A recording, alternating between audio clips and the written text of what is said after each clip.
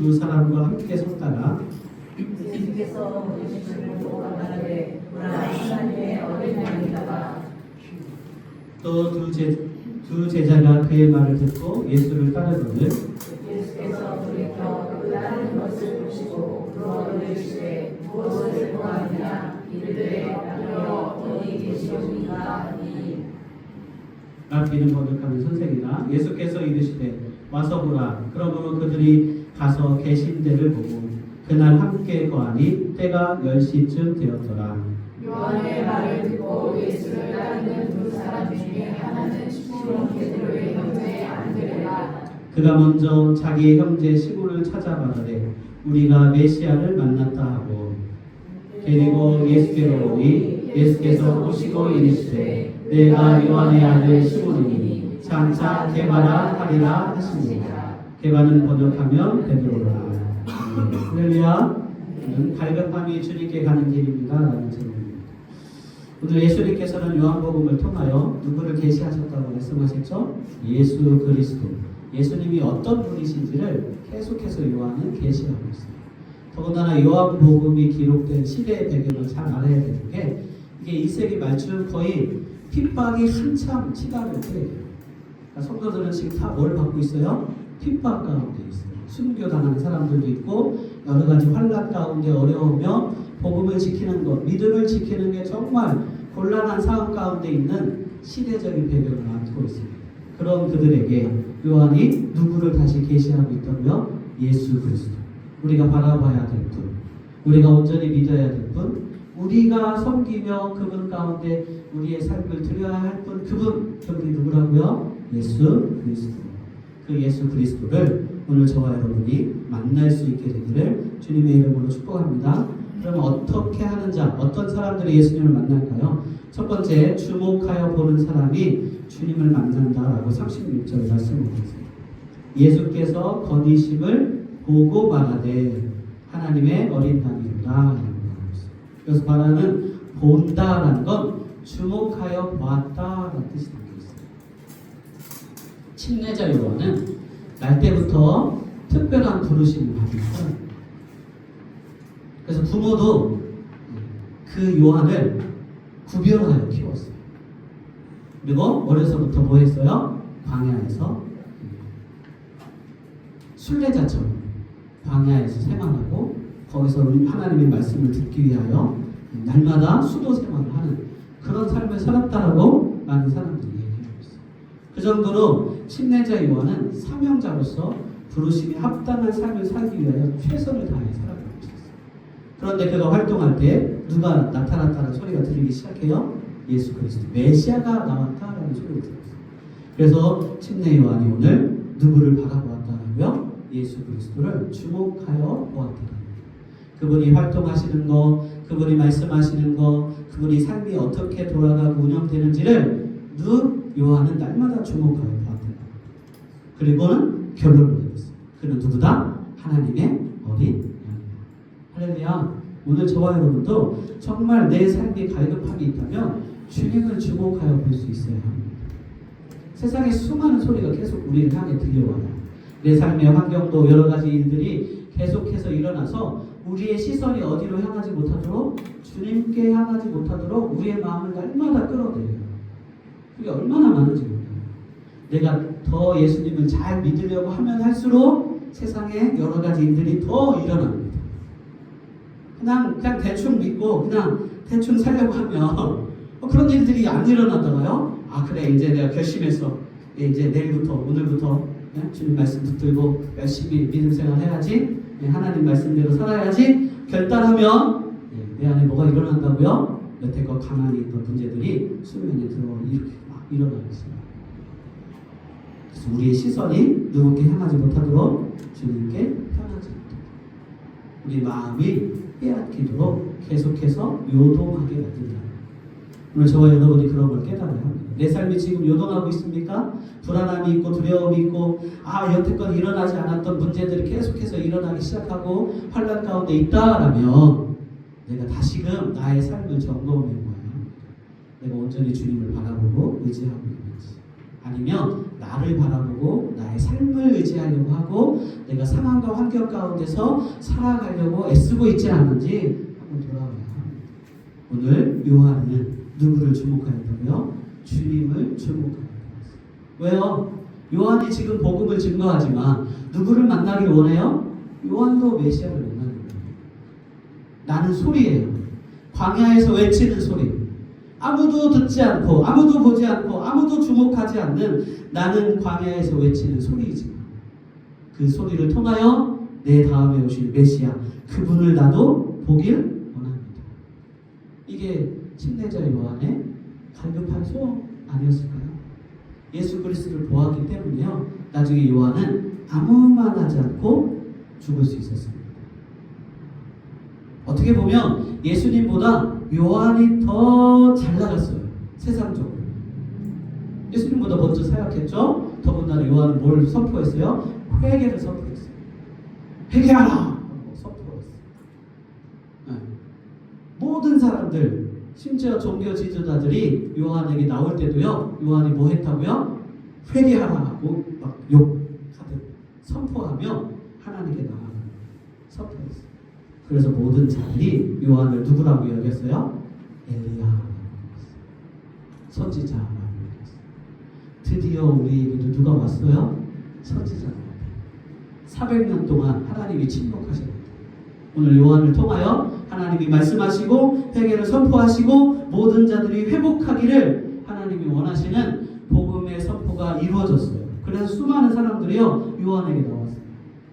침례를 받으러 나왔을 뿐만이 아니라 그에게 나의 삶의 길을 묻기 위하여 모든 사람들이 요한이 있는 그 광야로 나왔어요. 그러니 요한이 얼마나 인기가 많았어요. 제자들도 많았어요. 수많은 사람들이 요한을 따라다녔어요. 그런데도 불구하고 요한은 오직 누구에게만 관심이 있다고요?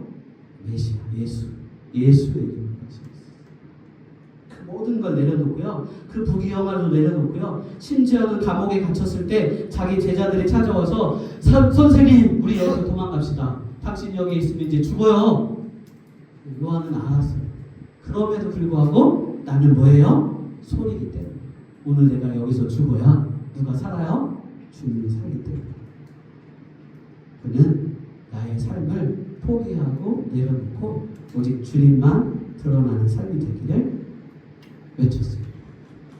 오늘 저와 여러분도 주님을 만나야 되는 이유가 바로 여기 있습니다. 주님을 내가 보아야 하는 이유가 바로 여기 있습니다. 내가 주님을 보지 않으면 내 안의 욕심과 욕망과 내 안에 있는 죄악들이 나의 삶을 이끌어가는 연약한 자임을 오늘 고백해야 합니다. 주님 도와 주시옵소서. 주님의 은혜로 이 모든 것이 끊어지게 하시고 오늘 나의 시선이 오직 주님께로만 향할 수 있도록 주님 은혜를 베풀어 달라고 기도하시는 저와 여러분 되시기 바랍니다. 두 번째, 삶의 길을 묻는 자가 주님을 만납니다. 2절 38절에 보면 랍비여 어디 계시나이까? 라고 제자들이 물었어요. 안드레입니다. 물어봤어요. 누구에게요? 예수님께 물어봅니다. 그들은 젊은이지만 뭐에 관심이 많았어요? 구세주, 메시아에 관심이 많았어요. 그래서 요한한테도 침례자 요한한테도 간 이유가 그것 때문에 간 거예요. 그가 침례를 베풀 때 하늘의 영광을 임하게 하시고 하늘의 놀라운 일들이 일어났기 때문에 그에게 가서 말씀을 배우고 우리가 어떻게 하면 이 절망과 고통 가운데서 구원함을 얻을까? 참된 진리를 발견할까? 라고 딸마다 물어보고 그에게 나아갔어요. 그 당시 젊은 사람들 뿐만 아니라 모든 사람들은 누굴 기다렸다고요? 메시아를 기다렸어요. 왜요? 말라기에서 그가 오실 거라고 선포했기 때문에. 근데 점점 어려워지고 있는 상황이에요. 예수님이 오셔야 되는데 오시지 않고 100년, 200년, 300년, 400년이 지나가기 때문에. 그러니까 이 젊은이들이 얼마나 갈망하고 고뇌하며 내 인생이 정말 어디로 가야 될까? 로마의 압제에 있어서 미래도 없고요. 내 인생은 잿빛 같고 아무런 일도 일어나지 않을 것 같은, 그래서 포기하고 또 절망하는, 낙담하는 그런 일들 가운데 있는 그들이 오늘 자기 선생님 요한이 보았던 그 예수님, 그가 말하여 선포한 하나님의 어린 양 메시아가 바로 저분이다 라고 외쳤던 그 예수님께 어떻게 했다고요? 나아갔습니다. 그래서 묻기 시작합니다. 당신이 선생님입니까?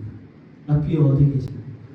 내가 당신을 통하여 세상의 올바른 길을 발견하기를 원합니다. 할렐루야. 오늘 저와 여러분이 이런 질문을 가지고 주님께 나오십니까? 어떤 기도 제목을 가지고 나오세요? 정말 내 인생에 올바른 걸 하나님이 펴가시고 인도해 가시길 원하셔서 나오는지, 아니면 내 삶의 문제만 가지고 쌓여있는 그 어려운 것만 가지고 주님 앞에 나오시는지 돌아봐야 합니다. 정말 내 삶의 기본적인 문제가 해결되지 않으면 주님을 만날 수 없어요. 주님을 만나야 우리의 길이 올바르게 세워지고요. 올바르게 세워진 그 삶 안에서 그 다음에 나오는 것들이 문제도 해결되어지고 삶이 새로워지고 내 삶의 가치도 달라지는 것을 발견할 수 있게 되는 것이죠. 그래서 예수님은요, 그들을 향해서 또 뭐라고 말씀하셨죠? 39절에 와서 보라. 그들이 예수님, 당신이 정말 구세주인데 어디 계십니까? 라고 물어보는 그들에게 주님은요, 와서 보라 라고 말씀하셨어요. 그 말은 초청이에요. 나와 함께 뭐하자? 교제해보면 너희가 안다. 그래서 예수님과 함께 교제하며 함께 떡을 떼며 함께 웃고 묻고 대답하시고 또 말씀하시고, 이 일을 지금 예수님이 그들에게 초청합니다. 나에게 와라. 내가 너와 함께 하기 원한다. 너의 질문에 답하기를 원하고, 네가 고민하고 고민하는 그것 가운데 내가 나아가서 아니야 이놈아 이건 이렇게 해야지 라고 하기를 주님이 원하십니다. 하나님도 우리와 뭐 하기 원하세요? 교제하기 원하세요. 주님도 우리와 뭘 하기 원하신다고요? 교제하기 원하세요. 신앙은 일방적인 게 아니에요. 하나님과 늘 묻고 답하고 하나님과 함께 알아가고 내 문제 가운데 고민할 때 주님이 말씀하셔서 아 그렇군요 하나님, 이게 하나님의 뜻이군요 라고 깨닫게 하시고자 하는 것이 주님의 간절한 마음이라는 걸 저와 여러분이 알아야 해요. 더 이상 아무 말도 안 나와 있어요. 와서 봤는데 제자들이 누굴 깨달았어요? 예수가 메시아인 걸 깨달았어요. 아무 일도 일어나지 않았는데 이게 일어났을까요? 아니죠. 주님과 그들과 동행하며 함께 예수님이 행하시는 일들을 바라보며 아 내가 질문할 때마다 주님이 대답하시고 또 말씀해 주시고 이것이 하나님의 나라다라고 이해하도록 설명해 주시는 그 주님의 온전하심과 사랑 때문에 이들이 뭘 발견했다고요? 예수 그리스도가 내가 기다리던 메시아, 그분이구나를 발견했다. 오늘 저와 여러분이 말씀 안에, 은혜 안에, 우리 교회 안에, 공동체 안에 들어오셨습니다.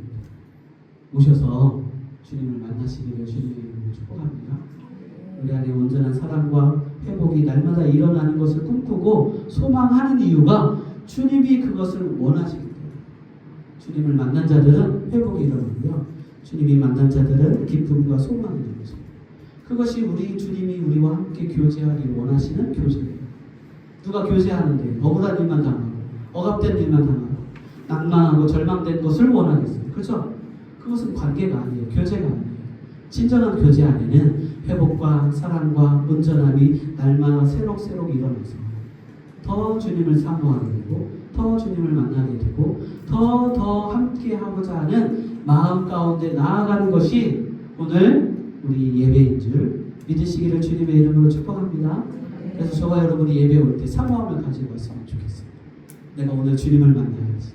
내가 오늘 나의 문제가 해결되기를 원하는 그 놀라운 주님의 사랑을 경험해야지. 나를 만나시고 나를 만져주시고 나를 회복해주시는 그 주님 때문에 나도 뭐 해야지? 기뻐해야지. 이게 함께 일어나야 함께 아름다운 하모니가 일어나고 함께 하나님께서 받으시는 기쁨이 저와 여러분의 예배가 되지 않겠습니까? 그렇게 주님을 바라보고 주님께 질문하기를 원하는 저와 여러분 되어서 주님과 함께 먹고 마시며 살아가는 복된 삶이 되시기를 주님의 이름으로 축복합니다. 마지막 세 번째, 베드로가 되어야 합니다. 42절에 뭐라고 말씀하고 계시죠? 예수께로 오니 예수께서 보시고 이르되 내가 요한의 아들 시몬이니 장차 게바라 하리라 하시니라. 게바는 번역하면 베드로입니다. 할렐루야. 베드로의 삶을 주님은 베드로가 오실 때 이미 아셨어요. 그리고 이제는 너를 뭐라고 부르라고요? 게바라. 반석이다. 베드로는 그런 사람이 못 됩니다. 성격이 아주 다혈질이고요. 바울처럼 가방끈이 길지도 않아요. 신학도 안 했고요. 뭐 공부도 하나도 안 했어요. 나면서부터 뭐 했어요? 고기 잡아요. 엄마 아빠 따라다니면서 배 노는 법 배우고 그 갈릴리 바다에서 그물을 싹 던져가지고 고기 잡는 이게 아주 능수능란해요. 섬 사람들 그리고 배 바닷가 사람들이 되게 드세죠? 왜 그래요? 환경이 그래요. 비바람이 몰아치고 언제 막 파도가 올지 모르고 내가 이렇게 세워놨는데 집이 무너질지 모르는 그 상황 가운데 살아가니까 늘 불안함과 두려움이 있으니까 악착같이 뭐 하려고 하겠어요? 자기 손에 쥐은 거 안 놓으려고 하죠. 그러니까 바닷가로 가면 갈수록 드센 게 그럴 수밖에 없어요. 그런데 그런 사람이 누구라고요? 베드로였어요. 그런데요, 베드로 마음 안에 누구를 만나고자 하는, 주님을 만나고자 하는 온전한 갈망이 있었어요. 주님의 말씀이 자기를 온전케 변화시킬 것 같다라는 소망이 그에게 있었어요. 그러니까 예수님이 베드로를 보자마자 뭐라고 부르라고요? 이제 네 이름을 바꿔라. 너는 이제보다 대박이다. 이름 바꾸는 게 쉬워요, 여러분? 부모님이 지어준 이름인데요. 더군다나 그 옛날에 어렵죠. 그런데 베드로가 그거를 받아들여요. 믿음으로 쓰고. 왜요? 주님의 말씀이 이 세상의 말과 달랐기 때문에. 주님의 말씀이 자기에게 메시아의 음성으로 들렸기 때문에 그가 그 말에 순종합니다. 그래서 나중에 베드로가 어떤 사람이 되었어요? 주님의 말씀대로 순종하는 자가 되었어요. 쉽게 되었나요? 아니죠. 예수님이 십자가에 달려 죽으실 때, 붙잡히실 때 베드로가 뭐라고 호언 장담했어요? 주님, 저는 절대로 칼이 목에 들어와도 주님을 배반하지 않을 겁니다. 제가 장담하건대 이게 베드로예요. 저는 주님께 꼭 붙어 있을 거예요. 그런데 걱정하지 마세요. 주님 혼자 십자가 지지 않도록 제가 누가? 베드로가 주님께 있겠습니다. 그런데요, 어린 소녀가 베드로에게 너 예수님과 함께 있지 않았니? 뭐라고 얘기했더라고요? 아니라고 3번 부르셨어요. 마지막에 이렇게 얘기했을 것 같아요. 내가 예수의 옛자만 하거든. 그렇게 얘기하지 않았을까요? 나는 절대 모른다라고 부인했어요. 그때 닭이 3번 울었고요. 베드로가 울며 회개하였습니다. 그리고 예수님이 부활했다라고 선포되어지자 베드로가 거기에 있었어요? 아니요. 자기는 거기에 있을 수가 없어서 갈릴리로 도망갔어요. 그곳에 예수님이 찾아오셨어요. 뭐라고 말씀하셨다고요? 베드로야, 내가 너를 사랑하느냐? 한 번도 아니고요. 3번 부르셨어요. 왜 그럴까요? 주님이 정말 베드로를 사랑했는데 베드로가 낙담하고 좌절하고 절망했을 거예요. 내가 그렇게 호언자라면 내가 그렇게 내 목숨과도 주님을 바꾸지 않겠다는 얘기 그걸 내려놓고요. 저주하며 내가 그 자리에서 떠난다. 그런 나를 주님이 오늘 찾아오셔서 내가 너를 사랑한다. 나의 양을 보리라. 나의 양을 키우라. 내가 너와 함께 하겠다라고 말씀하시는 그 무섭 때문에 베드로가 그 자리에서 울고 하나님께 회개하며 하나님의 은혜를 사모하며 주님 내가 당신을 정말 사랑합니다 라고 온전한 고백을 통하여 다시금 세워지는 놀라운 사건이 일어났습니다. 그것 때문에요. 베드로가 이제부터는 다른 사람이 되었어요. 교회를 세워가고 말씀을 증거하며 말씀대로 살아가는 능력 있는 자가 되었습니다. 내가 보고 들은 것, 내가 하나님과 함께 했는데 왜 그것을 내가 말하지 않겠느냐 라고 선포하며 나는 주님이 나에게 말씀하신 것만 말한다 라고 그들에게 당당하게 나아갔어요. 그리고요 고넬료 집에 갈 때 어떻게 했어요? 유대인들은 가지 않아요. 절대 주님 저를 그래도 아무리 제가 그렇게 주님을 그랬어도 그렇죠. 저보고 부정한 걸 왜 먹으라고 그러세요? 안 해요. 저도 유대인이에요.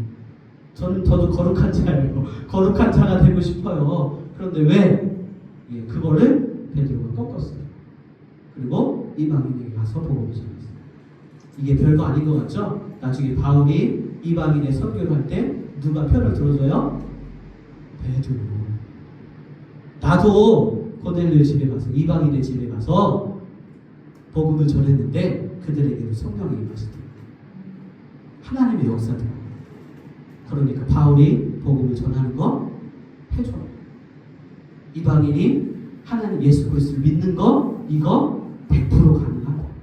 이건 주님의 역사다. 누가 증거해 줬다고요? 베드로가. 할렐루야. 오늘 그것을 주님은 보셨다는 걸 알아야 합니다. 오늘 주님이 여러분을 보고 계십니다. 우리만 주님을 보고 있는 게 아니라 주님도 우리를 보고 계십니다. 우리의 마음을 보시고 우리의 믿음을 보시고 우리의 상황과 환경을 주님도 날마다 보고 계세요.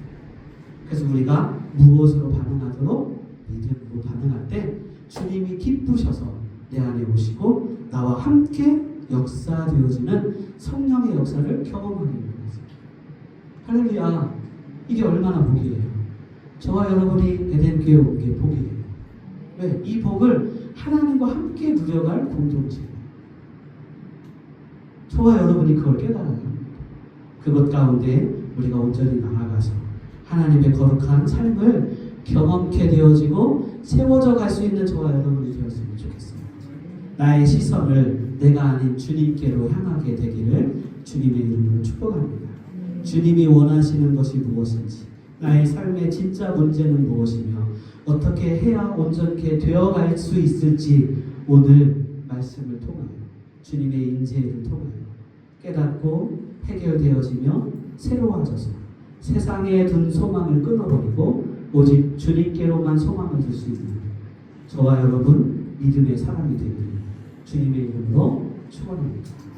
우리 찬양하시겠습니다. 하나님의 은혜에 이 찬양하시고 우리 말씀을 생각하시면서 기도했으면 좋겠습니다.